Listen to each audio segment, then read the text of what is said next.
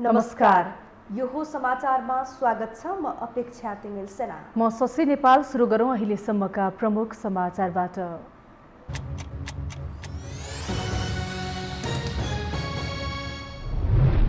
एमालेको अवरोधका बीच राष्ट्रिय सभामा 4 विधेयक अघि बढाइयो। सरकारले संवाद नचाहेको प्रतिपक्षीको आरोप। पदीय जिम्मेवारीबारे आफू सचेत रहेको सभामुखको भनाई। 70 वर्षे उमेर हदका कारण एमालेका दोस्रो तहका नेताहरूको भविष्य धरापमा। तेस्रो तहका नेताहरू उत्साहित। विधान अधिवेशनमा फरक मत दर्ज नभएको विष्णु पौडेलको दाबी। मन्त्रीमण्डलमा आफूले कुनै भाग नमागेको प्रधान न्यायाधीश जबराको भनाई। माधव नेपाल र बाबुराम भट्टराई विरुद्ध परेको मुद्दाको फैसला कार्तिक 15 गते हुने। भाडा समायोजनको माग गर्दै यातायात व्यवसायीले सडकमै तेर्साए गाडी। माग पूरा नभएसम्म आन्दोलन जारी राखिने। दशैंको मुखमा भएको आन्दोलनले सर्वसाधारण मर्कामा। र इपिएल क्रिकेट अन्तर्गत आज भएको खेलमा पोखरा राइनोस र चितवन टाइगर्स विजयी। साफ च्याम्पियनसिप फुटबलमा आज नेपालले श्रीलङ्काको सामना गर्ने।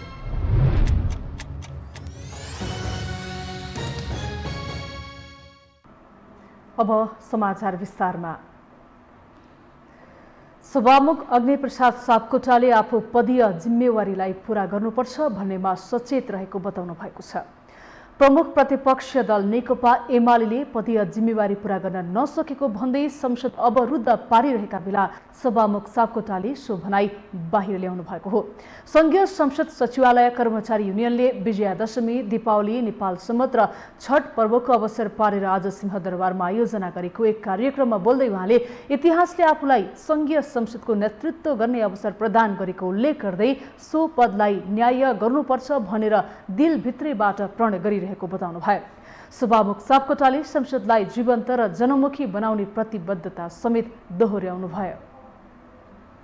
जीवन्त र जनमुखी त्यो सूत्र वाक्य मैले त यसलाई त मेरो चाहिँ दिल दिमागमा सधैँभरि यसलाई चाहिँ दोहोऱ्याइरहने जसबाट चाहिँ यसको गहिराई यसलाई चाहिँ कार्यरूपमा परिणत गर्न सक्ने कुराहरू गर्न सकियोस् भनेर गरिरहेको छु र मैले तपाईँहरूलाई पनि यो कुराहरू चाहिँ सेयर गरिरहेको छु र यसतर्फ तपाईँहरूले राम्रैसँग सोचिराख्नु भएको छ भन्ने मलाई लागेको छ।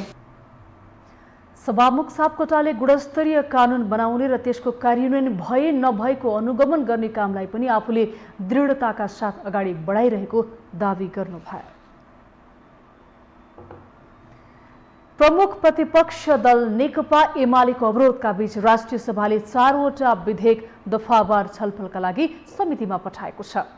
खाद्य स्वच्छता तथा गुणस्तर विधेयक, सार्वजनिक सेवा प्रसारण विधेयक, अभिलेख संरक्षण पहिलो संशोधन विधेयक र सुरक्षण सम्बन्धी विधेयक दफावार छलफलका लागि अघि बढाइएको हो। एक रिपोर्ट। नेकपा एमालेको विरोधका बीच राष्ट्रिय सभा बैठकले सरकारले पेश गरेको 4वटा विधेयकलाई दफावार छलफलका लागि विधान व्यवस्थापन समितिमा पठाउने प्रस्तावलाई स्वीकृत गरेको हो।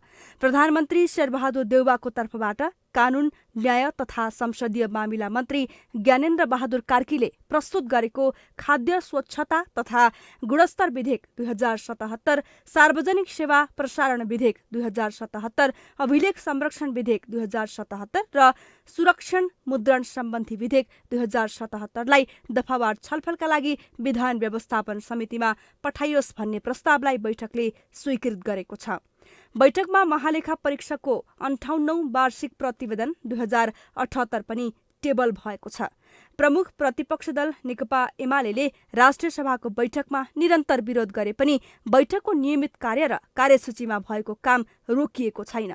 एमाले कारबाही गरेका 14 जना सांसदहरूको निष्कासनको सूचना सभामुखले नटासेका कारण सभामुखको विरोधमा एमाले आन्दोलित छ। प्रतिनिधि सभामा नेकपा एमालेका सांसदहरूले नाराबाजी सहित बेल घेराउ गर्दै आएका छन् भने राष्ट्रिय सभाको बैठकमा आफू बसेको स्थानमा उभिएर विरोध जनाउने गरेका छन्।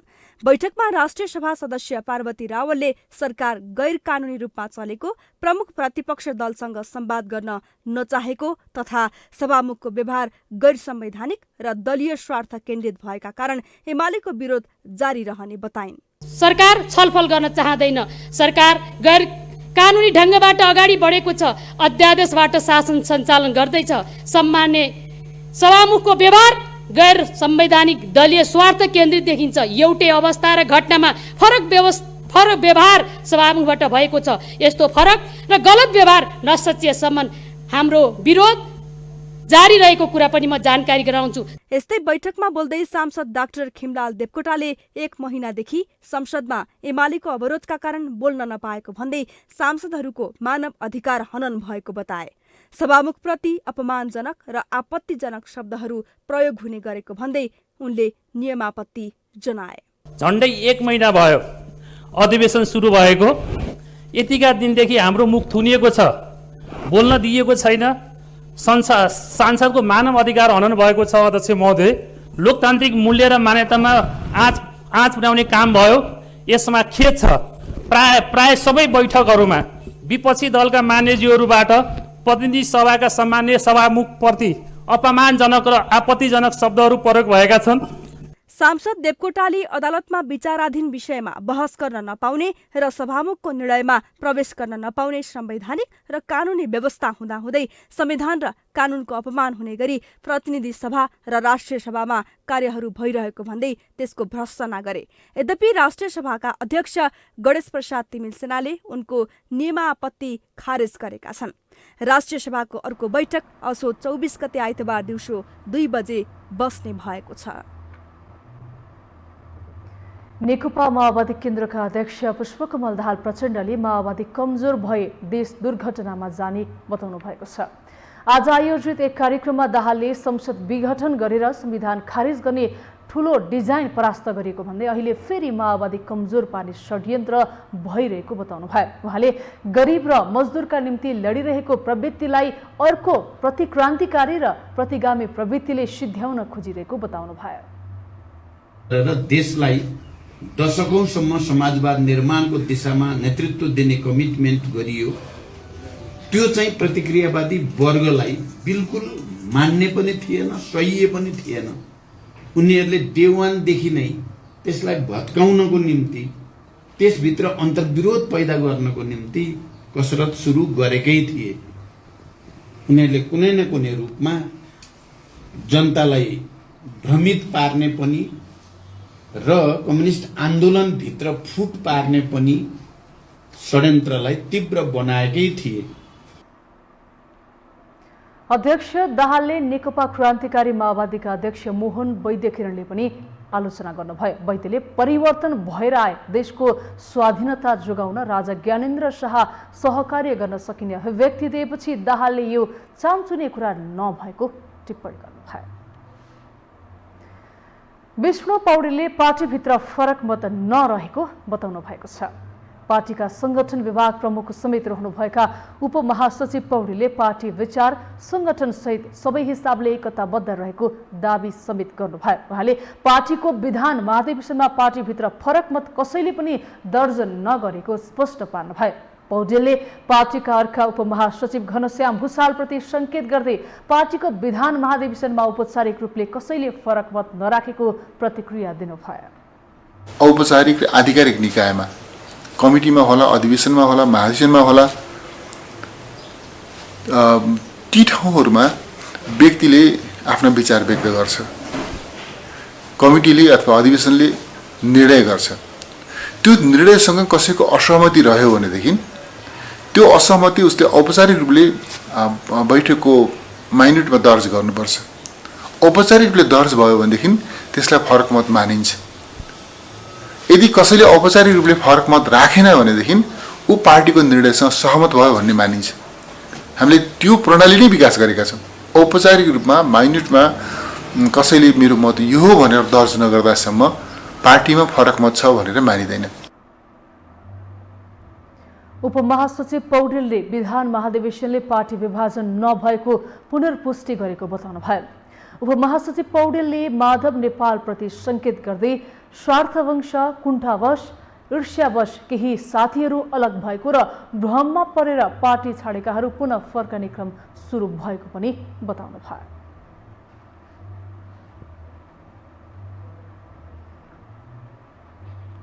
अब बाँकी समाचार। नेकपा एमालेको 10औं राष्ट्रिय महाधिवेशन आगामी मङ्सिर 10, 11 र 12 गते बुटोलमा हुने भएको छ। अध्यक्ष केपी शर्मा ओलीले आइतबार सम्पन्न विधान महाधिवेशनमा मङ्सिर 10बाट बुटोलमा पार्टी महाधिवेशन सुरु हुने घोषणा गरेका थिए। 70 वर्षे उमेर हदका कारण 11औं महाधिवेशनमा दोस्रो तहका नेताहरू नेतृत्वमा आउने सम्भावना टरेपछि एमालेका तेस्रो तहका नेताहरू भने अहिलेदेखि नै उत्साही देखिएका छन्। एक रिपोर्ट। नेकपा एमालेको विधान महाधिवेशनले 70 वर्षे उमेर हद कायम गरेपछि दोस्रो तहका नेताहरूको भविष्य धरापमा परेको छ। 70 वर्ष पूरा नहुँदै उम्मेद्वार भएर निर्वाचित व्यक्तिले पूरा कार्यकाल काम गर्न पाउने व्यवस्थाले भने अध्यक्ष ओलीलाई मङ्सिरमा हुने 10औं महाधिवेशनबाट पुनः नेतृत्वमा आउने बाटो खुलेको छ। तर अध्यक्ष ओली सुरक्षित बनेका बेला 10औं महाधिवेशनपछि दोस्रो तहका नेताहरू भने सङ्कटमा पर्ने देखिन्छ। पार्टीको 11औं महाधिवेशनमा 68 वर्षीय ईश्वर पोखरेल, 67 वर्षीय सुभाष चन्द्र नेम्बाङ, उति नै उमेरका अष्टलक्ष्मी शाक्य र युवराज गेवाली उमेर हदकै कारण विदाय हुनेछन्। त्यसै गरी 65 वर्षीय भीम रावल र उति नै उमेर समूहका सुरेन्द्र पाण्डे र रघुजी पन्त पनि 11औं महाधिवेशनपछि नेतृत्वमा आउन उमेर आकर्षित हुनेछ। नेतृत्वमा आउन सक्ने दोस्रो तहका नेताहरू रिटायर्ड भएपछि तेस्रो पुस्ताहरू 10औं महाधिवेशनपछि नेतृत्वमा हाबी हुने देखिन्छ। तर अधिवेशनले कुनै नेता विशेषलाई हेरेर विधान नबनाएकोले यसलाई स्वीकार्नुको विकल्प नभएको तेस्रो पुस्ताका नेताहरू बताउँछन्। निष्कर्षमा साझा निष्कर्षमा पुगेर यो विधानसँग सम्बन्धित एज बारको विषयमा तपाईँले उठाउनु भएको कुरामा कोही कसैले एकजनाले पनि हुन्न भनेन, यो नै ठिक छ भन्यो।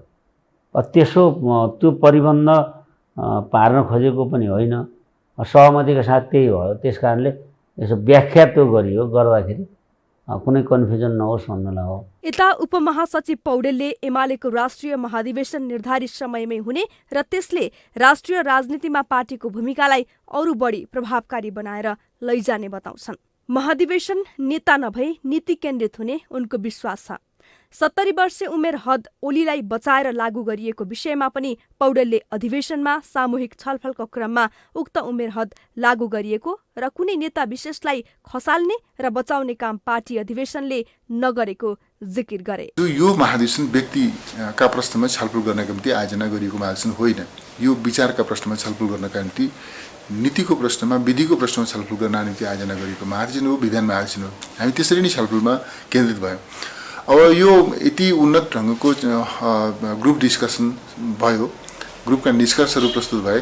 हामीले प्रस्ताव गरेका कैयौँ चिजहरू फ्लोरले करेक्सन गरिदिएको छ। हामी नेतृत्वले प्रस्तुत गरेका कैयौँ चिजहरू हामीले चाहिँ त्यो प्रस्तुत गरेका कैयौँ प्रस्तावहरूलाई फ्लोरले चाहिँ त्यसलाई समृद्ध तुल्याइदिएको छ, परिष्कृत गरिदिएको छ। हुबहु मान्या छैन फ्लोरले। यसले के देखाउँछ भने राष्ट्रिय यो विधान महाधिवेशन जुन छ, यो विधान महाधिवेशनले आफ्नो अधिकार राम्रोसँग एक्सरसाइज गरेको छ। विधान महाधिवेशनमा फरक मतलाई स्थान नदिएको विषय नेता पौडेलले खण्डन गरे। उनले पार्टीको विधान महाधिवेशनमा पार्टीभित्र फरक मत कसैले पनि दर्ज नगरेको दावी गरे। पार्टीका अर्का उपमहासचिव घनश्याम भुसालले अध्यक्ष ओलीको प्रतिवेदन उप फरक प्रतिवेदन दर्ता गरेको भए पनि त्यसलाई छलफलमा स्थान नै दिएका थिए। यसले महाधिवेशनमा पनि आफ्ना विचार सुरक्षित हुनेमा एमालेका मध्यमार्गी नेताहरू सशंकित देखिन्छन्। सत्तारूढ दल नेपाली कांग्रेसका शीर्ष तहका नेताहरूले नै मन्त्री परिषदलाई तत्काल पूर्णता दिन प्रधानमन्त्री शेरबहादुर देउवालाई दबाब दिन सुरु गरेका छन्। कांग्रेस उपसभापति विमलेन्द्र निधि, महामन्त्री डाक्टर शशाङ्क कोइराला र नेता प्रकाशमान सिंहले पार्टी सरकार र सत्तारूढ गठबन्धन बीचको विश्वसनीयतामै रास आएको निष्कर्ष निकाल्दै तत्काल मन्त्री परिषदलाई पूर्णता दिन पार्टी सभापति समेत रहनुभएका प्रधानमन्त्री शेरबहादुर देउवालाई दबाब दिनुभएको हो। उपसभापति निधिको नयाँ बानेश्वर स्थित निवासमा सोमबार बसेको 3 नेताहरूको बैठकले सत्तारूढ गठबन्धन दलका नेताहरूलाई पनि विभिन्न कारण देखाएर मन्त्री परिषदलाई पूर्णता दिने काममा ढिलाइ नगर्न सचेत गराउनु भएको छ। हाम्रै पार्टीको नेता शेरबहादुर देउवाजीको नेतृत्वमा त्यहाँ सरकार छ, तर अहिलेसम्म मन्त्रीमण्डलले पूर्णता प्राप्त गर्न सकेको छैन। यो ज्यादै ढिलो हो, यति ढिलो हुनु हुँदैन र हामीले चिन्ता व्यक्त गरेका छौँ, हामीले दुःख व्यक्त गरेका छौँ र हामी आशा गर्दछौँ कि अब छिटोभन्दा छिटो यो मन्त्रीमण्डलले पूर्णता पाओस्। नेताहरूबीच 14औं महाधिवेशनमा पार्टी पदाधिकारीहरूमा साझा उम्मेदवारी दिने विषयमा पनि छलफल सुरु भएको छ। त्यसैगरी बैठकले क्रियाशील सदस्यता सम्बन्धी बाँकी 4 जिल्लाको विवाद छिटो टुङ्गो लगाएर पार्टीको ओडा अधिवेशन, पालिका अधिवेशन र जिल्ला अधिवेशन समयमै सक्न पनि पार्टी सभापति शेरबहादुर देउबासँग माग गरेको छ। नेपाल बार एसोसिएसनले मन्त्री परिषदमा प्रधान न्यायाधीश सोलेन्द्र शमशेर जबराले पनि भाग खोजेको भन्ने समाचारप्रति ध्यानाकर्षण भएको बताउँदै उक्त कार्य खेदजनक भएको जनाएको छ। आफ्नो मान्छेलाई मन्त्री बनाउन प्रधानमन्त्रीलाई नाम सिफारिस गरेको भनेर आएको समाचारका सन्दर्भमा आज एक विज्ञप्ति जारी गर्दै उक्त कार्य खेदजनक रहेको जनाएको हो। प्रधान न्यायाधीशका बारेमा आएको समाचार साँचो हो भन्ने न्यायपालिकाको स्वतन्त्रता, सक्षमता र निष्पक्षतामा गम्भीर सङ्कट उत्पन्न भएको नेपाल बारको ठहर छ। यस्तो अवस्थामा न्यायपालिकाको नेतृत्व र सरकार विरुद्ध कडा आन्दोलन गर्न बाध्य हुने नेपाल बारको चेतावनी छ। यस्तै सर्वोच्च अदालतले पनि प्रधान न्यायाधीशसँग सम्बन्धित समाचारको खण्डन गरेको छ। बालटारको सरकारी जग्गा प्रकरणमा तत्कालीन प्रधानमन्त्री माधव नेपाल र बाबुराम भट्टराई विरुद्ध परेको मुद्दाको फैसला कार्तिक 15 गते हुने भएको छ। प्रधान न्यायाधीश सोलेन्द्र शमशेर जबरा र न्यायाधीश नहकुल सुवेदीको संयुक्त इजलासमा सोमबार बहस सकिएपछि निर्णय सुनवाईका लागि कार्तिक 15 को मिति तोकिएको हो।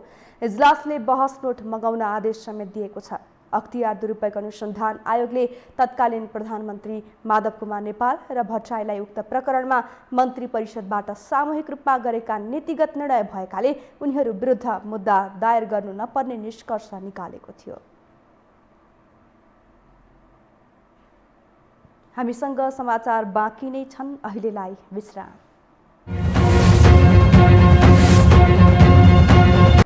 विश्रामपछि स्वागत छ। अब बाँकी समाचार। राष्ट्रपति विद्यादेवी भण्डारीले गुणस्तरीय स्वास्थ्य सेवामा आम नागरिकको सहज पहुँच अपरिहार्य रहेको बताउनु भएको छ।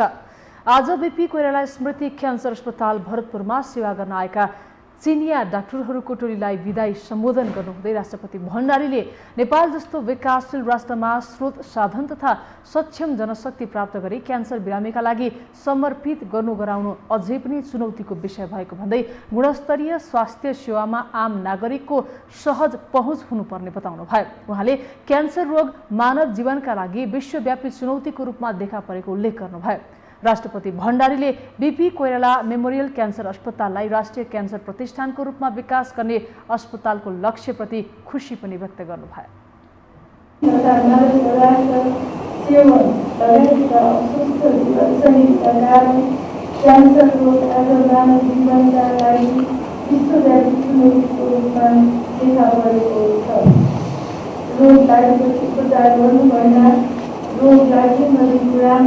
भन्ने विचार गरेर यस अस्पतालको क्यान्सर रोगको निदान र उपचार सेवामा अतिरिक्त राष्ट्रिय क्यान्सर रोकथाम तथा नियन्त्रण कार्यक्रम अन्तर्गत क्यान्सरको रोकथाम सहितका सेवाहरू उपलब्ध गराइरहेको प्रशंसा गर्न चाहन्छु।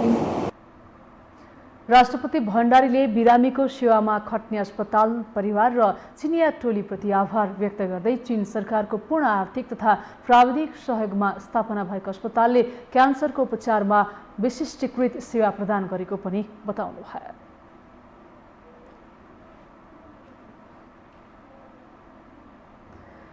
भाडा समायोजनको माग गर्दै यातायात व्यवसायीले काठमाडौँ उपत्यकाको रिङ रोडमा गाडी तेर्स्याएर आन्दोलन गरेका छन्।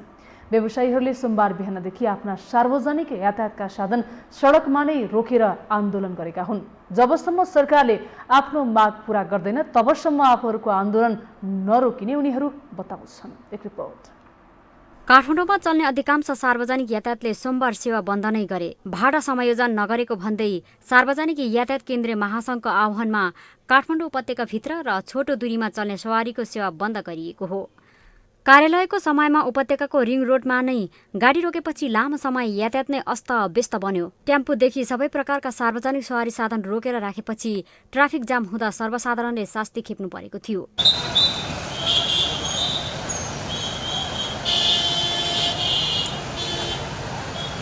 संघीय सरकारले राष्ट्रिय स्तरमा अन्तर्प्रदेश चल्ने सवारीको गत असार 27 गते 28% भाडा बढाए पनि छोटो दूरीमा चल्ने सवारीको भाडा वृद्धि नभएको भन्दै यातायात व्यवसायी आक्रोशित बनेका छन्। आफूहरूले सबै प्रदेश र सम्बन्धित स्थानीय तहमा भाडा समायोजनका लागि लिखित आग्रह गरे पनि सुनाइ नभएको व्यवसायीहरू बताउँछन्। पुरानै दरमा भाडा उठाइरहनु पर्दा सवारीको सञ्चालन खर्च नउठ्ने अवस्था समेत आएको उनीहरूको गुनासो छ। एउटा गाडीमा सिट क्षमता 30 वटा हुन्छ। 30 वटा सिटमा 15 रुपियाँ उठाएर लिएर हिँडेर कति उठ्छ? 600 700 उठ्छ। 700 उठ्छ। हामी एकचोटि सुन्दरी जलबाट रत्न पार्क पुग्दा 1000 को तेल खान्छ। 300 रुपियाँ त त्यही माइनस भयो। हामी खाना खाने त्यहाँ कहाँबाट 5000 तलब छ। अहिले 5000 तलबले केही हुन्छ हामीलाई? हामी कमाउनु परेन? हाम्रो माग भाडा वृद्धि हुनु पर्यो। भाडा वृद्धि हुनु पर्यो र जुन यो ट्राफिक प्रहरीको जुन दमन छ नि, ट्राफिक प्रहरीको एकदमै दमन छ। ज्यादती बढ्दीको पावरमा एकदमै गलत व्यवहार गरिरहेछन् के। आन्दोलित व्यवसायीहरूले कोरोना भाइरसको महामारी बीच लकडाउन र निषेधाज्ञाले व्यवसाय नै चौपट भएको अवस्थामा थप पेट्रोलियम पदार्थको मूल्य वृद्धिले व्यवसायमा टिक्नै मुस्किल भएको भन्दै तत्काल भाडा वृद्धि गर्न सरकारसँग माग गरेका छन्। अनि बढ्नु पर्यो हेर्नुहोस् होइन। अब यत्रो भइसक्यो 64 रुपियाँ हुँदाखेरि हामीले गाडी भाडामा 14 रुपियाँ लिएर हिँड्थ्यौँ। 14 रुपियाँ चान्चुन नभएको कारणले गर्दा हामीले 15 रुपियाँ लिन्थ्यौँ, बुझाउँथ्यौँ, पेसेन्जरलाई पनि बुझाउँथ्यौँ, उहाँहरूले पनि बुझ्नुहुन्थ्यो। 1 रुपियाँ उहाँहरूसँग नि हुँदैन थियो अनि हामीसँग नि हुँदैन थियो। उहाँले 15 रुपियाँ दिनुहुन्थ्यो। अहिले लास्ट नभएर भाडा बढ्यो। भाडा बढिसकेपछि भाडा पनि बढ्नु पर्ने आवश्यक हुन्छ, किनकि त 113 रुपियाँ पुग्छ तेल। कसले अब उ गर्ने? 15 रुपियाँ दरले 30 वटा मान्छे हालेर हिँड्नु छ। 15 रुपियाँ दरले कति उठ्छ? यता सर्वसाधारण भने जसले आन्दोलन गरे पनि सर्वसाधारण नै मर्कामा पर्ने गरेकोमा दुखेसो पुग्छन्। होइन अब हरेक क्षेत्रमा सर्वसाधारण नै मारमा पर्ने त। महँगी वृद्धिको मारमा पनि व्यवसाय नै सर्वसाधारण पर्ने हो। अब कुनै राजनीतिक दलहरूको आन्दोलन गर्दाखेरि पनि व्यवसाय नै यो सर्वसाधारण नै पर्ने हो। अनि अब अन्य कसैको अब केही मागहरू परिपूर्ति गर्नु पर्यो भने त्यसको चाहिँ कारक अब मार चाहिँ अब व्यवसाय यो तल्लो वर्गको नागरिक समाजलाई नै पर्ने हो। यो हामी जस्तो एउटा चाहिँ सर्वसाधारणलाई नै पर्ने हो। सर्वसाधारणले जति पाउने दुःख त जसले जे गरे पनि, सरकारले गरे पनि, व्यवसायीले गरे पनि, कुनै पनि सङ्घ सङ्गठनले गरे पनि पाउने भनेको त जनताले हो नि त। दुःख त यो यति बेला त सहयोग गर्नुपर्ने हो। 1 वर्ष नबढाउँदा के होला? चाडपर्वको मुखमा आएर लिन जान हरेक कुरोहरू छ नि। व्यापारीहरूले पनि सामान लिन जानुपर्ने हुन्छ, अनि सर्वसाधारणले किन्न लिन जानुपर्ने हुन्छ। यति बेला सबै कुरो म्यानेज गर्नुपर्ने अवस्थामा चाहिँ यस्तो गर्नु त सबैभन्दा ठुलो अपराध हो। व्यवसायी आफैले भाडा वृद्धि गरेर 15 रुपियाँ लिँदै आएको रुटमा 20 रुपियाँ र 20 रुपियाँ लिँदै आएको रुटमा 28 रुपियाँ र यसअघि 25 लिने गरेको रुटमा 35 रुपियाँ निर्धारण गरेपछि ट्राफिक प्रहरी महाशाखाले जरिवाना गर्न थालेको थियो। व्यवसायीले बौद्ध, चाबहेल, गौशाला, कोटेश्वर, सातो बाटो, कलङ्की लगायत स्थानमा लाइन लगाएर गाडी रोकेर आन्दोलन गरेका थिए। भाडा संयोजनको माग राख्दै यातायात व्यवसायीहरूले सडकमा नै गाडी तेर्साएर आन्दोलित बनेका छन्। यातायात व्यवसायीहरू आन्दोलित बन्दा सर्वसाधारणले भने शास्ति खेप्नु परेको छ। यो हो टेलिभिजनका लागि क्यामेरामा निशान तामाङका साथमा लीलामाया ठटाल, काठमाडौँ। अब बाँकी समाचार। नेपालमा पछिल्लो 24 घण्टामा थप 1030 जनामा कोरोना संक्रमण पुष्टि भएको छ। स्वास्थ्य तथा जनसङ्ख्या मन्त्रालयका अनुसार देशभरका विभिन्न प्रयोगशालामा गरिएको 5893 जनाको PCR परीक्षणमा 812 र 4981 जनाको एन्टिजेन विधिबाट गरिएको परीक्षणमा 218 जनामा कोरोना पुष्टि भएको हो। यस्तै थप 10 जनाको कोरोना संक्रमितका कारण मृत्यु भएको छ। त्यसैगरी 1000 जना संक्रमण मुक्त भएको मन्त्रालयले जनाएको छ। आज विश्व बसोबास दिवस विभिन्न कार्यक्रमका साथ मनाइएको छ। सबैका लागि उपयुक्त आवास सुनिश्चित गर्दै दिगो शहरी विकास प्रवर्धन गर्ने उद्देश्यले विश्वको ध्यानाकर्षण गर्न यो दिवस मनाउन सुरु गरिएको हो। त्यसो त कार्बन उत्सर्जनको नकारात्मक परिणामबाट पीडित भएको भन्दै यसबारे विश्व मञ्चहरूमा नेपालले आवाज उठाउनु पर्नेमा सरकारवालाले जोड दिएका छन्। एक रिपोर्ट। सन् 1986 देखि अक्टोबर महिनाको पहिलो सोमबार संयुक्त राष्ट्र संघीय मानव बसोबास कार्यक्रमको आह्वानमा विश्व बसोबास दिवस मनाउन सुरु गरिएको छ। नेपालमा सन् 2001 देखि सरकारी एवं गैर सरकारी क्षेत्रबाट दिवस मनाउन सुरु गरेको हो। तीव्र शहरी क्रियाकलापको लक्ष्य कार्बन रहित विश्व नाराका साथ यस वर्षको विश्व बसोबास दिवस मनाइएको छ। कार्यक्रममा सरकारवालाहरूले कार्बन उत्सर्जनमा नेपालको धेरै भूमिका नभए पनि त्यसको नकारात्मक परिणामबाट पीडित भएकाले यसबारे विश्व मञ्चहरूमा नेपालले आवाज उठाउनु पर्नेमा जोड दिएका छन्। संसारका विकसित देशको तुलनामा नेपालले कम कार्बन उत्सर्जन गरे पनि नेपाल यसबाट हुने जलवायु परिवर्तनको चपेटामा परेको उनीहरूले ओइल्याएका छन्। नेपालमा पनि कार्बन उत्सर्जन न्यूनीकरण गर्न ध्यान दिनुपर्ने र छिमेकी मुलुक चीन र भारत संसारकै बढी कार्बन उत्सर्जन गर्ने मुलुकमा पर्ने भन्दै यी मुलुकसँग वार्ता गर्दा जलवायु परिवर्तनको एजेन्डा बनाउनु पर्नेमा उनीहरूको जोड छ। कार्बन उत्सर्जनमा हाम्रो धेरै ठुलो चाहिँ दोष नहुँदै पनि त्यसको परिणामहरू र त्यसका चाहिँ नकारात्मक परिणामबाट हामी चाहिँ पीडित भइरहेका छौँ। त्यसप्रति चाहिँ हामीले आवाज उठाउनुपर्छ। विश्व मञ्चहरूमा त्यो आवाज उठाउनै पर्छ। विश्वको हामीले सबभन्दा बढी कार्बन उत्सर्जन मुलुकको हामीले नाम लियौँ भने भारत, चीन, अमेरिका, जापान, जर्मनी यी देशहरू पर्छन् र भारत र चीन त हाम्रो छिमेकी छन्। त्यसले गर्दा यी छिमेकीहरूसँग हामीले चाहिँ वार्ता गर्दा उनीहरूसँग कुराकानी गर्दाखेरि पनि यो जुन जलवायु परिवर्तनको विषय चाहिँ हाम्रो एउटा एजेन्डा हुनुपर्ने भइसक्यो। जलवायु परिवर्तनका कारणले घटेका विभिन्न विपदका घटनाहरूबाट पाठ सिक्दै आगामी दिनमा योजना तर्जुमा गर्दा ध्यान दिनुपर्ने पनि उनीहरूले बताए। फोहोर मैला व्यवस्थापन, इन्धनको प्रयोगलाई घटाउने, सवारी साधनको प्रयोग घटाउने र भवन निर्माणको प्रक्रियालाई व्यवस्थित बनाउन सके कार्बन उत्सर्जन घट्ने कार्यक्रममा सहभागी सरकारवालाहरूले जोड दिएका छन्। अब यो फोहोर मैला व्यवस्थापन गर्ने, दोस्रो नम्बरमा इन्धनको प्रयोगलाई घटाउने होइन, त्यसपछि सोलर सिस्टमदेखि लिएर इन्भाइरोमेन्टल फ्रेन्डली त्यस्तो अप्सनमा जाने र अर्को एउटा सवारी साधनको जुन किसिमको अनाधिकृत रूपमा प्रयोग भइरहेको छ होइन, जसले गर्दा कार्बन इमिसन बढाइरहेको छ, त्यसलाई चाहिँ घटाउने र भवन निर्माणको जुन प्रक्रियाहरूको गैर होइन क्रियाकलापबाट यसलाई के हुन्छ भने एउटा कम्प्लायन्स मेजर गरेर त्यसको चाहिँ भवन निर्माणको क्रियाकलापलाई अगाडि बढाउने। यस्तै राष्ट्रिय योजना आयोगको सङ्घ, प्रदेश र स्थानीय तहको समन्वयमा छरिएर रहेको बजेटलाई एकै ठाउँमा केन्द्रीकृत गरी व्यवस्थित सहर बनाउनु पर्नेमा जोड दिएको छ। घरबाट निस्कने फोहोर मैलालाई उचित व्यवस्थापन गरे कार्बन उत्सर्जन कम गर्न सकिने उनीहरूले सुझाएका छन्। हाम्रो घरबाट निस्किने फोहोर मैलालाई 3टा भागमा बाँडेर छिटो कुहिने, मध्यम कुहिने र जुन हेजार्ड अफ वेस्ट छ त्यसलाई चाहिँ व्यवस्थापन गर्ने हो।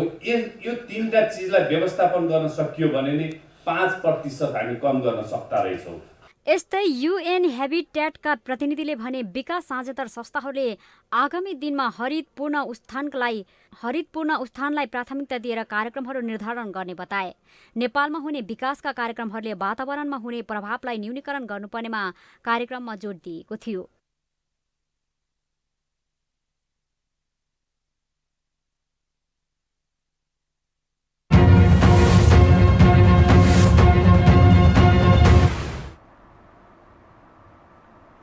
साताको दोस्रो कारोबारको दिन आज नेपाल स्टक एक्सचेन्ज नेप्से परिसूचक सामान्य अङ्कले घटेको छ। आज नेप्से 6.68 अङ्कले घटेर 2570.81 को अङ्कमा झरेको छ। आज 227वटा कम्पनीको 76,53,220 किता सेयर किनबेच हुँदा 3,62,77,49,000 रुपियाँको सेयर कारोबार भएको छ। आज hotels and tourism, micro finance, life insurance company र अन्य बाहेक सबै उपसूचक घटेका छन्। सबैभन्दा धेरै युनाइटेड मोदी हाइड्रो पावर कम्पनीको कारोबार भएको छ। त्यसैगरी आज सबैभन्दा धेरै आशा लघु वित्तका लगानीकर्ताले कमाएका छन्। आज सबैभन्दा धेरै मनोकामना स्मार्ट लघु वित्तका लगानीकर्ताहरूले गुमाएका छन्। हामीसँग अन्तर्राष्ट्रिय र खेल समाचार बाँकी नै छन्। अहिलेलाई विश्राम।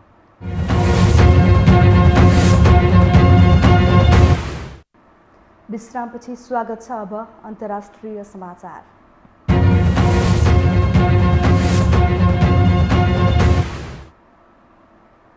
भारतको तिकुनियामा किसान आन्दोलनमा भएको हिंसामा 8 जनाको मृत्यु भएको छ। उत्तर प्रदेशको लखिमपुर खेरी जिल्लामा किसानले आन्दोलन गरेका थिए। हिंसामा मारिएकाहरूको परिवारलाई भेट्न पुगेकी भारतीय कांग्रेसकी नेत्री प्रियङ्का गान्धीलाई भने प्रहरीले नियन्त्रणमा लिएको छ। कृषि कानुनको खारेजीको माग गर्दै भारतीय किसानहरू गत सातादेखि पुनः आन्दोलनमा उत्रिएका छन्। किसानको मागलाई कांग्रेसले समर्थन गरेको छ।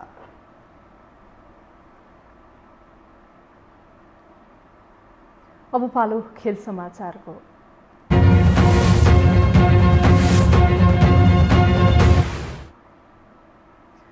Everest premier league EPL T20 क्रिकेटमा पोखरा राइनोजले जित निकालेको छ।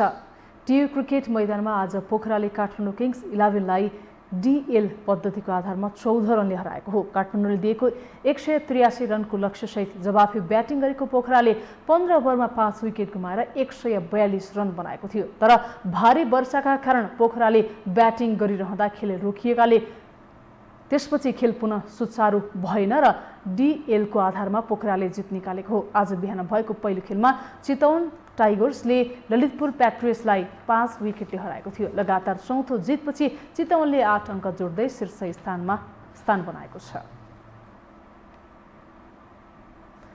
मालदिप्समा जारी साफ च्याम्पियनसिप फुटबल अन्तर्गत नेपालले आफ्नो दोस्रो खेलमा सोमबार श्रीलङ्कासँग प्रतिस्पर्धा गर्दैछ।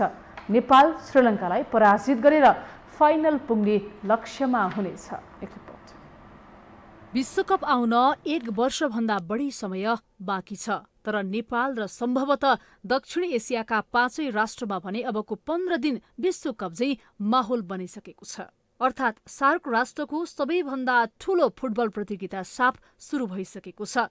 दक्षिण एसियामा साफ प्रतियोगिताले निकै ठूलो महत्व राख्दछ। अझ नेपालले त यसलाई सार्क राष्ट्रकै अरू राष्ट्रहरूको भन्दा पनि बढी महत्वले हेर्ने गरेको छ। कारण नेपालले अहिलेसम्म यो प्रतियोगिता जित्न सकेको छैन। साफमा नेपालको सबैभन्दा उत्कृष्ट प्रदर्शनको कुरा गर्ने हो भने तेस्रो स्थान हात पार्नु बाहेक अरू उपलब्धि देखिँदैन।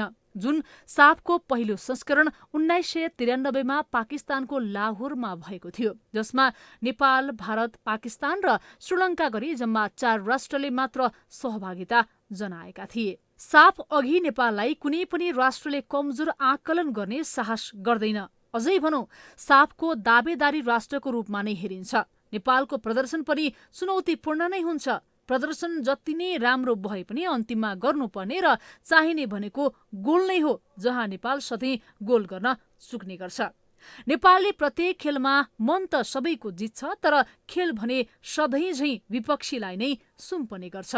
त्यस्तै असोज 15 गते शुक्रबारदेखि सुरु भएको 13औं संस्करणको साफ मालदिप्सको राजधानी मालेमा सुरु भयो। पहिलो दिनको दोस्रो खेलमा नेपालले साबिक विजेता तथा आयोजक राष्ट्र मालदिप्सलाई उसैको घरेलु मैदानमा हजारौं दर्शक सामु स्तब्ध बनाउन सफल भयो। उक्त खेलको नायक साबित भए 20 वर्षीय खेलाडी मनिष डाङ्गी। यसअघि गोल गर्न चुक्दै आएको नेपालले उनको गोलमा मालदिप्सलाई 22 वर्षपछि हराउन सफल भयो। 69औं मिनेटमा नवयुग श्रेष्ठको स्थानमा मैदान प्रवेश गरेका डाङ्गीले खेल सकिन 4 मिनेट बाँकी छँदा उत्कृष्ट फिनिसिङ गर्दै नेपाललाई जित दिलाए। कोच अब्दुल्लाह अल मुतैरीले आफूलाई विश्वास गरेको र आफू त्यसमा खडा उत्रेको गोल गरिसकेपछि डाङ्गीको प्रतिक्रिया थियो। कोचले सिराउँदाखेरि नै मलाई तिमीले गोल हाल्न सक्छौ, भित्रछौ भनेर पुरा विश्वास गरेर सिराउनु भएको थियो। त्यसको लागि कोचलाई धेरै धन्यवाद दिन चाहन्छु, एउटा ममाथि विश्वास देखाएकोमा।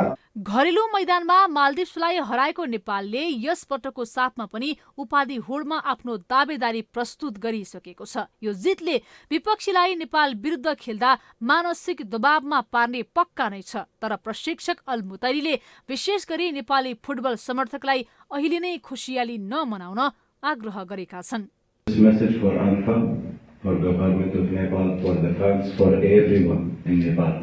We didn't win the trophy yet.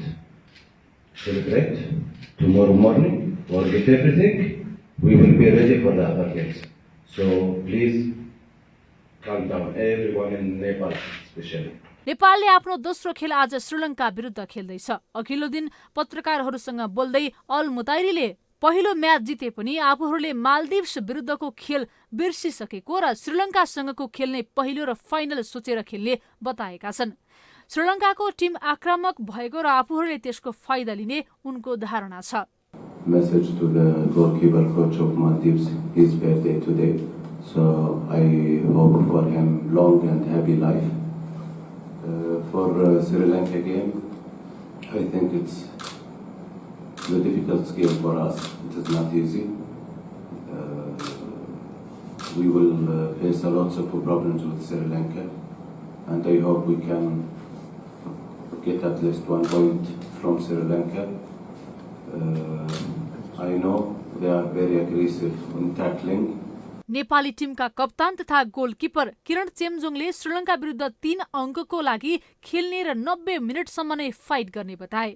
There will be next step tomorrow. So against Sri Lanka, definitely we are going to fight with them for 3 points. त्यस्तै नेपालले आफ्नो तेस्रो खेल भारत विरुद्ध असोज 24 मा खेल्नेछ। यो खेल पनि नेपाली समय अनुसार राति 9:45 बजे सुरु हुनेछ। नेपालले राउन्ड रोबिनको अन्तिम खेल असोज 27 गते बंगलादेशसँग खेल्नेछ। यो खेल भने नेपाली समय अनुसार अपराह्न 4:45 बजे सुरु हुनेछ। यो हो टेलिभिजनका लागि निरज कोइरालाको रिपोर्ट। विश्वकप खेल समाचारसँगै हामी यो समाचारको अन्त्यमा आइपुगेका छौं। बिदा हुनु अघि प्रमुख समाचार पुनः एकपटक।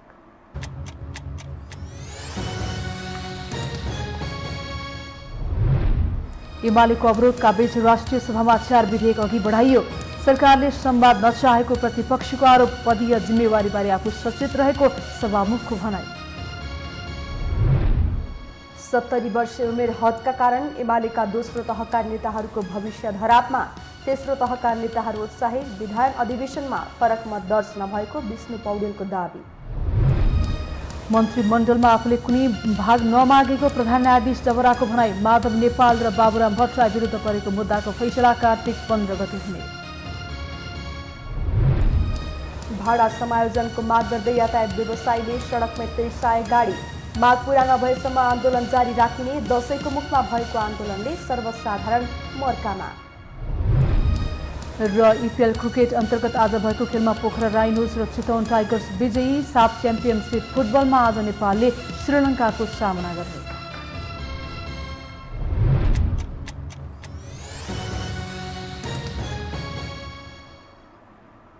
हवस् त यो समाचार सकियो। समाचार बुलेटिनका साथै यो टेलिभिजनका सम्पूर्ण कार्यक्रम यो टेलिभिजन.com, यो खबर.com, युट्युब र फेसबुकमा पनि पढ्न र हेर्न सक्नुहुनेछ। मोबाइलमा यो टिभी एप डाउनलोड गरी हामीलाई प्रत्यक्ष हेर्न सक्नुहुनेछ। तथ्य सहितको निष्पक्ष समाचारका लागि हेर्दै रहनुहोला यो टेलिभिजन। नमस्कार।